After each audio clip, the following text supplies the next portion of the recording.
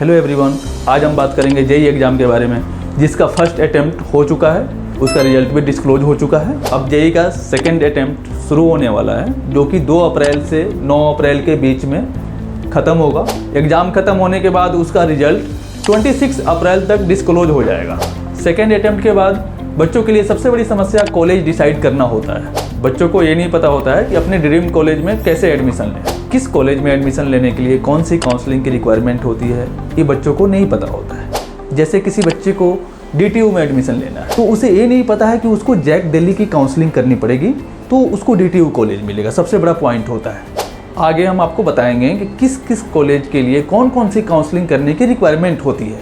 अब हम बात करेंगे जोसा काउंसलिंग के बारे में, जिसके अंदर इंडिया के सारे टॉप कॉलेज आते हैं। आप देखते होंगे जोसा जो होता है, ये हम आपको बता देते हैं जोसा में कौन कौन से कॉलेज आते हैं। देखिए, जोसा काउंसलिंग आपने नाम सुना होगा, सबसे बड़ा कॉलेज IIT माना जाता है। इंडिया का सबसे टॉप कॉलेज IIT कॉलेज होता है। तो IIT के लिए आपको जोसा काउंसलिंग करना पड़ता है। यहाँ बात करेंगे हम IIT कॉलेज के बारे में। तो बच्चा बोलेगा जोसा काउंसलिंग के अंदर तो IIT के साथ और सारे कॉलेज का भी काउंसलिंग किया जाता है, जैसे IIT हो गया, NIT हो गया, IIIT हो गया और GFTI हो गया। तो ये सारे जो कॉलेज हैं वो जोसा के काउंसलिंग से आपको मिलेगा। जोसा के काउंसलिंग में अब IIT किसके लिए, NIT किसके लिए, मैं आपको ये डिटेल में समझा देता हूँ। जोसा का 2 एग्ज़ाम होता है, एक आपका मेंस बोला जाता है और एक आपका एडवांस बोला जाता है। समझ गए? मेंस वाले बच्चे और एडवांस वाले बच्चे, ये दोनों बच्चे जोसा काउंसलिंग में बैठ सकते हैं, जिसमें एडवांस जो क्वालिफाई किया होगा उसको IIT का ऑप्शन आ जाता है चॉइस ऑप्शन में। जो मेंस जेईई मेंस का एग्जाम दिया होगा उसके लिए केवल NIT, IIIT और GFTI का ऑप्शन आता है। तो एडवांस में कौन से बच्चे जाएंगे? जो एडवांस में कटअप क्वालिफाई किया होगा, जो कटअप को क्वालिफाई किया होगा वो बच्चे एडवांस में एग्जाम में बैठेंगे। तो आप देख सकते हैं एडवांस में जो बच्चे कटअप क्वालिफाई कर रहे हैं उनके लिए एडवांस में केवल बैठने के लिए होता है कि एडवांस में वो बच्चे अपीयर हो सकते हैं। अदरवाइज इस कटअप का कोई मतलब नहीं होता है कि कोई बच्चा जेईई मेंस का एग्जाम दिया है और वो कटअप क्वालिफाई नहीं किया है तो वो किसी कॉलेज के लिए काउंसलिंग नहीं कर सकता है। ऐसा कुछ नहीं है। कोई भी बच्चा का 0 परसेंटाइल होता है। एज फॉर एग्जाम्पल मान लीजिए 0 परसेंटाइल सबसे लास्ट रैंकर बच्चा है।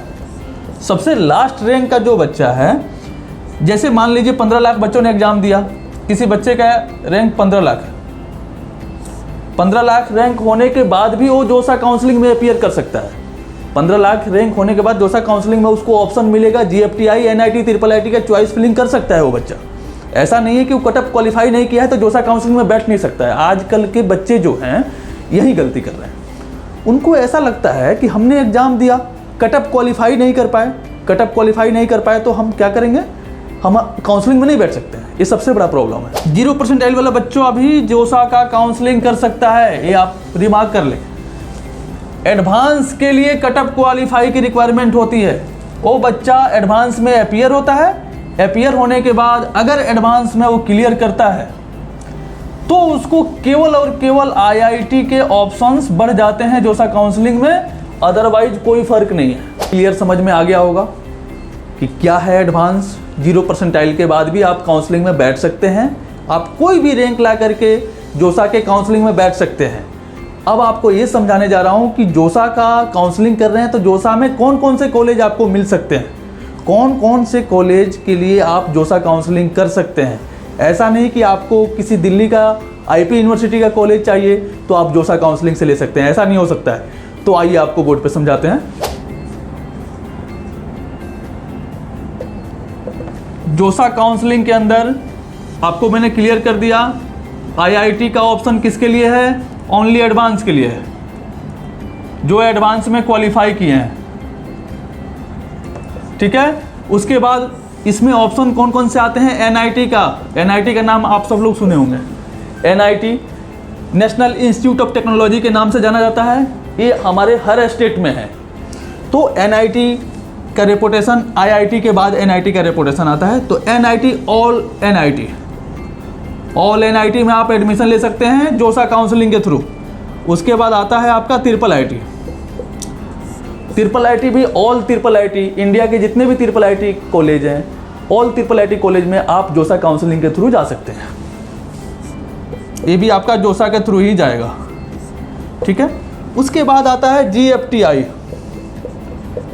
GFTI का मतलब होता है गवर्नमेंट फंडेड टेक्निकल इंस्टीट्यूशन, जिसमें इंडिया के जितने भी सेंट्रल गवर्नमेंट कॉलेज हैं जो जोसा के अंदर लिस्टेड हैं, उन सभी कॉलेजों में आप जोसा काउंसलिंग के थ्रू ही आप जा सकते हैं। जोसा काउंसलिंग ये आपका JEE मेंस का एग्जाम देने के बाद एक अलग पोर्टल होता है जो ओपन होता है। जोसा के लिए रजिस्ट्रेशन करना पड़ता है और जोसा काउंसलिंग के थ्रू इन 4 टाइप के कॉलेज में ही आप जा सकते हैं, IIT, NIT, IIIT and GFTI, ठीक है। GFTI में आपको जैसे पैक इंडिया का सबसे बड़ा इंस्टीट्यूशन आता है, GFTI माना जाता है, पंजाब इंजीनियरिंग कॉलेज के नाम से जाना जाता है।